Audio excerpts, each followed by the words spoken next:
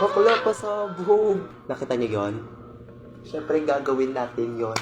So ayan, kakagising ko lang talaga today. Tapos ang sakit pala na lamunan ko kasi galing akong hosting, galing ako mga event. So super busy ko talaga. Tapos kakagising ko lang, be. Sa niyo na wala pa akong ligo. So medyo maasim-asim tayo for today's. Tapos ayun, nakakagising ko lang. And syempre, ngayon, nakatulad ko din, pag bagong gising, saan pupunta? Sabihin saan pupunta? Syempre sa TikTok talaga pupunta lagi. Ayun nga, nakita ko nga yung video na yun, yung transition na yun. So gagawin natin siya, di ba? So ayun na, wala tayong pahaba-haba. Gagawin na natin siya for today's event, for today's video, for today's ganap, for today's paganda, pasarap. First, gagawa muna ako ng yung parang, yung first video. Yes. Diyan lang kayo. Sa first video or first clip natin is, ito lang ako. Yes, nag-headband lang ako kasi, girl, nababother ako sa loob ko. So, may ma-practicing ko muna yung hand gesture or whatsoever is this. Mats. Sorry. Oh my God, Mats. Nakakatawa. Ba't ka tumatawa? Ito na, gagawin ko na. Wait lang. So, tapos na tayo sa ating first clip. Today is gagawin na natin yung ating makeup look for today's event, for today's video, for today's ganap. Pero masarap. So, ayan, mag-makeup na tayo. So, tatanggalin ko lang to. So, hindi ko alam kung oh my God. Char. So, hindi ko alam kung naririnig niyo yung boses ko or maghina ba yung boses ko or malakas ba yung boses ko kasi pagod na pagod ako dahil anong oras na ako nagising ngayon dahil pagod na pagod ako kagabi dahil anong oras ako nakatulog kagabi dahil alas 4:30 na ako natulog kagabi. Bakla 4 AM na ta ako natulog kasi dami-dami kong ganap dito sa Cebu, dami-dami ganap, daming daming host, daming sarap, nakakabaliw pala ito pag ginawa. Pinali ko lang yung headband ko para hindi tayo magulo ng ating mabuhagag na buhok na walang liit. First is contact lens. It's na pala. It's 7:21 na ng gabi. So, yeah. Pagod talaga ako kahapon, fiesta dito eh. Yes, alam ko. So, gamit kong contact lens for 3 is para siyang brownie gold. Basta para siyang brownie or what.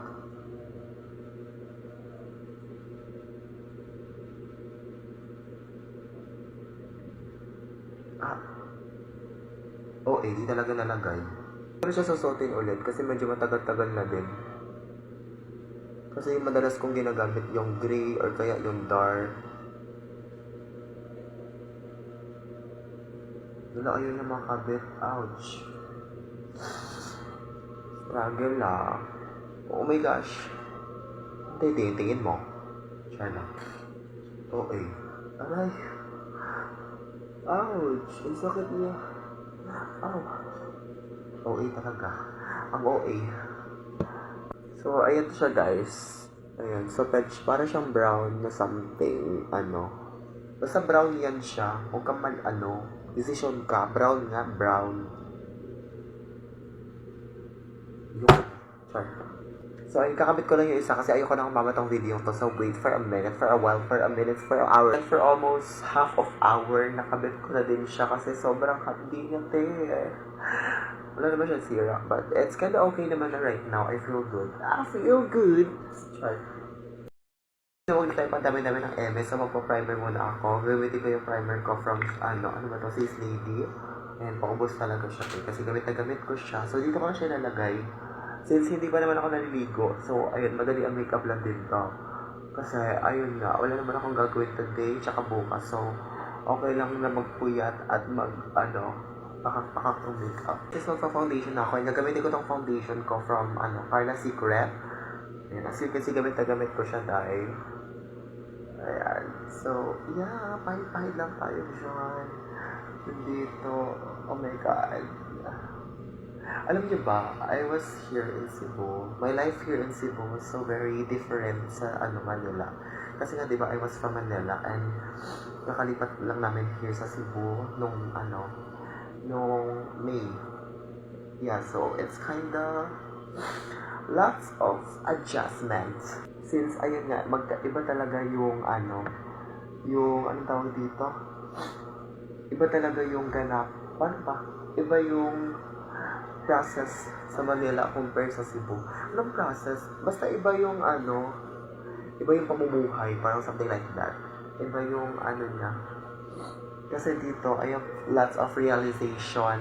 Sa Manila kasi more on competition, payamanan, pasikatan. Pero here in Cebu, wala silang pake sa ganyan. Like, girl, they enjoy their life. Ang daming galaan dito, daming dagat, daming forest, pwede ka mag-hiking or whatsoever. Ouch! Alright. Daga ka talagang... Shit. Mas nagagalit sa brush. Tapos ayun nga, ang daming ang tawag dito. Dito wala silang pakialam sa pera. Basta kasi ang pera na pupulot lang naman, di mo naman madadala yan habang buhay.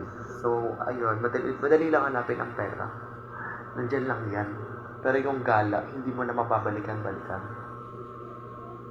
Sana all nababalikan, di ba? Then magko-concealer ako, gagamitin ko tong concealer from hindi ko alam kung ano to, 70. Basta ninakaw ko lang to sa pinsan ko. Hi, Ate Debs. Ninakaw ko lang to sa kanya. Kasi wala na akong makeup tape. Tapos yung makeup ko here since I stopped being makeup artist, diba? Kasi wala pa talaga nakakilala sa akin dito. Meron naman na, a lot of people naman na, pero hindi pa super kilala talaga. Like, kilala lang, pero ano yun, magkaiba pa din. Sa akin lang sila talaga. Yan. So, ilalapat ko na siya sa all over my face para para blend na blend talaga yung foundation. Since blending is the key in the makeup talaga. If wala kang blending, then girl, out ka sa universe. Then magko-contour lang ako. Ayan. So, to, parang dark ata to. Basta kinuha ko lang siya, ginamit ko lang yung ko, Morphe palette ko. Yan, para maganda yung lapat ng contour. Tapos, ayun nga, parang ang dami ding lots of gay dito. Pero kadalasan, ibang-iba pa rin talaga sa Manila. Kasi sa Manila, yung mga kilala kong bading, magkaiba talaga compare dito. Kasi dito yung mga bakla dito. Girl, ang tataray, binabackstab ka kaagad, hindi ka kakilala. Tapos yung pinagsabihan pa nila, kilala ako, di ba? So, sinabi sa akin yung sinabi sa kanila. Tapos, alam mo, kung makapag-inarte sila, kung ka lang, mas maganda pa sa akin. Girl, I'm more prettier than you. Sino ka ba? Ba't nagagalit? Ayun lang, parang ibang-iba talaga. Since, ayun na, hindi naman nila ako kilala. Hindi ko din sila kilala. And I don't care na makilala sila. If not, it's out of my business na kilalanin sila. Kasi sino ba sila? Sikat ba sila para kilalanin? Period. So, ayun, nag-contour ko na din yung nose ko. Then, maglalagay ako ng light powder. Ayan. Dito sa aking other eye. Yes, para bongga. The next naman is magkikilay ako. Gagamitin ko lang yung Morphe palette. Tapos, kukuha ako ng dark shade.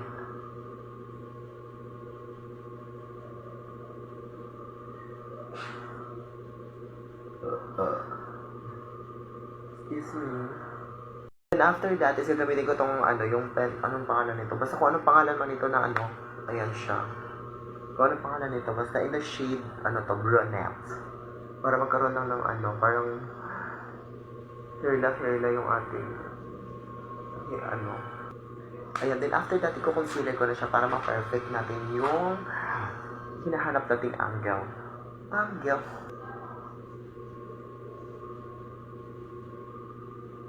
Ayun, perfect! Perfect talaga, bakla. Kumain ang lahat sa aking plano. Ayan, we're done sa ating eyebrow. Now, let's proceed sa ating eyeshadow kasi pahaba na ang ating video. Yung pinaka-favorite na eyeshadow, itong Dreamer. So, I'm gonna use this dark shade first. So, for today's video, magda-dark tayo. So, here muna ako sa outer corner. Ayan, then, I'm gonna blend it out. God, baka na-excite ako. Umakain ang lahat sa aking plano. So, hindi ko alam kung naiintindihan yung boses ko, ha? I don't know. Kasi feel ko talaga yung, sa bawat salita ko, yung mga letang lumalabas sa aking bibig is kulang talaga. Hindi ko maintindihan kasi I feel like parang may Ganda. I'm pretty. Thank you so much. Thank you so much. Oh my god. Bakla na over. Bakla na over siya. Wait, I'm gonna be right back later. Wait lang. I'm gonna use this brush from Morphe E17. So, gamitin ko tong dark brown pa din. So, ayan. Ito ko lang siya ilalagay sa ating outer part. So, yun, I think it's kinda okay naman na. Pero later, dadagdagan na natin siya pag may kulang. So, I'm gonna put an eyeliner first. So, I'm gonna be right back. So, ayan, I'm back. Naglagay na din ako ng falsies. And naglagay ako ng tungkil-tungkil dito. Or whatsoever is that. Here, maglalagay ako ng white. You just see.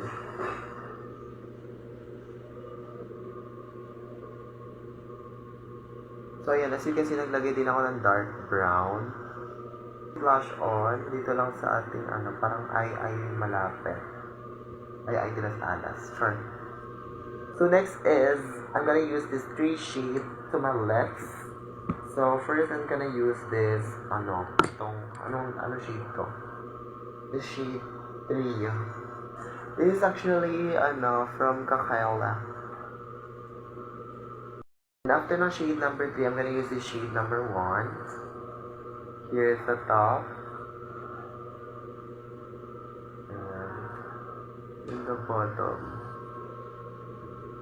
Or bottom down pala. And the last one is I'm gonna use the shade number 5. Here's the pinaka-bottom. And the last one is itong parang glossy-glossy. Bigay lang to sa akin. So here's the final makeup look. So I'm gonna be right back because maglalagay ako ng wig, then maglalagay ako ng accessories, then actually my clothes. So yeah, 1, 2, 3, go. And this is the final look. Diba? Pasabong bakla. Ang ganda. So anyway, huwag na rin babaan itong video to. So huwag yun napansinin kasi nawala yung isa kong hitaw. So don't mind it.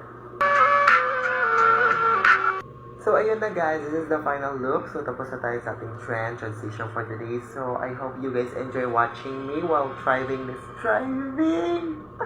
So, ayun lang. At basta maganda naman ako. Basta for you guys, I will do anything. So, I hope, ayun, maganda yung pinalabasan. I hope you smooth siya dahil kasi edit ko pa siya.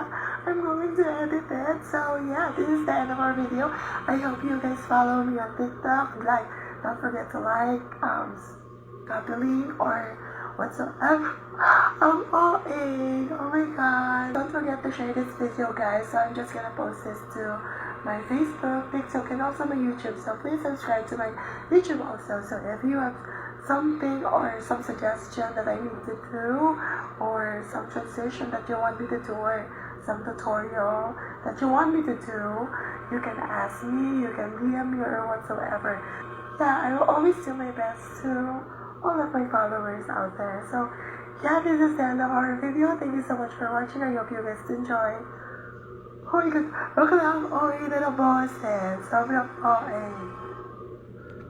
Anyway, bye. Bye. Thank you so much.